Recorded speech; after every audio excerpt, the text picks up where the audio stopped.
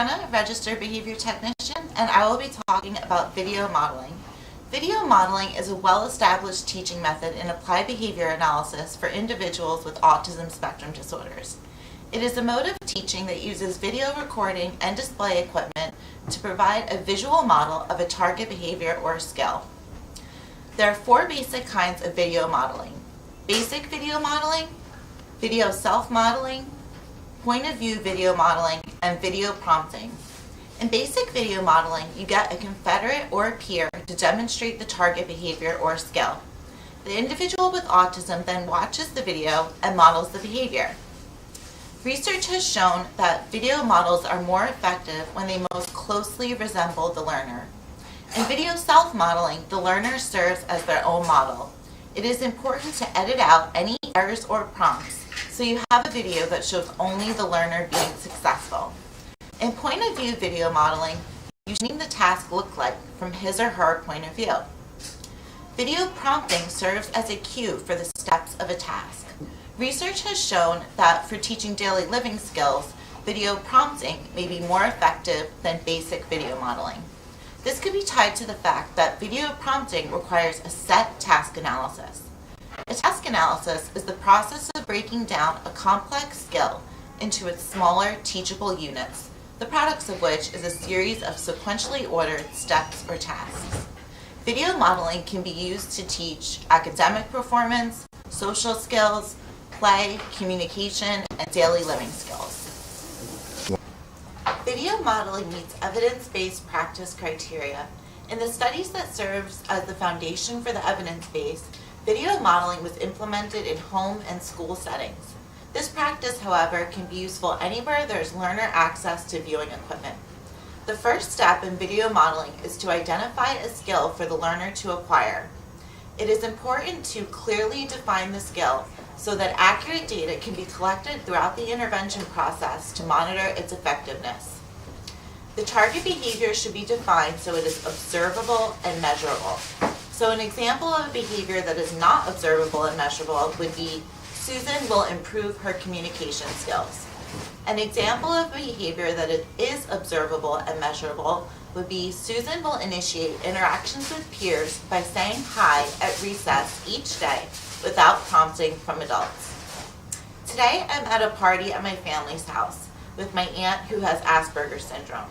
She often struggles in social situations, and one of the areas that she has trouble with is appropriate greetings. So I will be showing her a video on how to use appropriate greetings so she knows how to behave when people walk through the door at the house today. There are a number of reasons why video modeling is so effective for individuals with autism spectrum disorders. Individuals with autism love screen time, and it may be easier for them to attend to videos than to real-life situations. For individuals with autism, sensory problems can make real-world environments overstimulating. When you use video modeling, you can edit out any situations that may be distracting to the learner. So for example, you could edit out the other students in a classroom whose noise might be distracting to the learner. Individuals with autism often contend with stimulus over selectivity. So for example, in a classroom, all the other students know that they need to attend to the teacher's voice.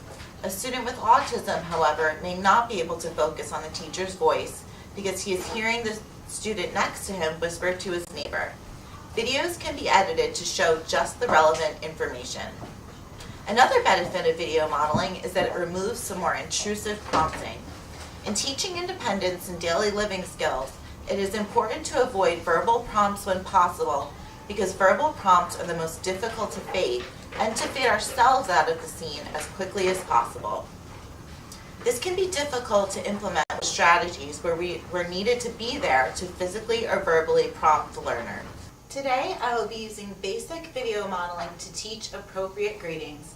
I'm at a party at my family's house, and my aunt, who has Asperger's syndrome, often struggles in social situations.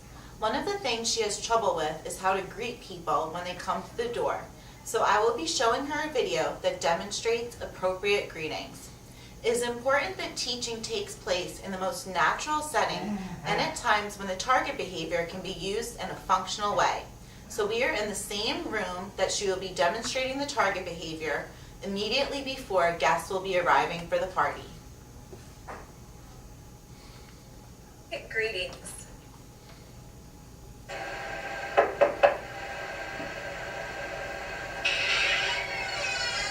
Hi, Tori. Tori? Tori? Oh! Was that a good greeting? No?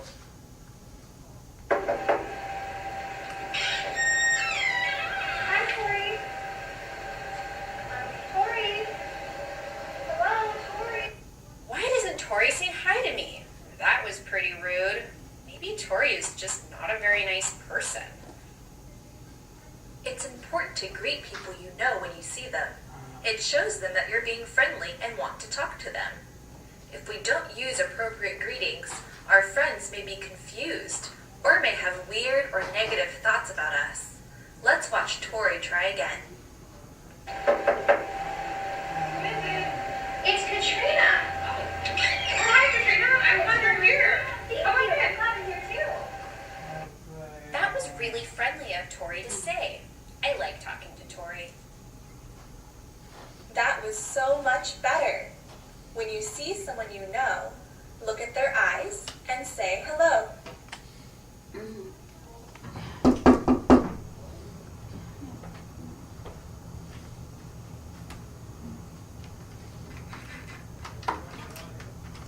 Hi, Stoney. Hi, Susan. How are you today? Okay. Good. Good to see you. Thank you. Once the target behavior has been mastered in training sessions, plan for generalization. This gives the learner the opportunity to engage in the target behavior in new situations and with different individuals. The final step in video modeling is to fade the use of the video and prompts. As in good teaching, prompts are faded once the learner is making progress or is able to demonstrate the target behavior consistently.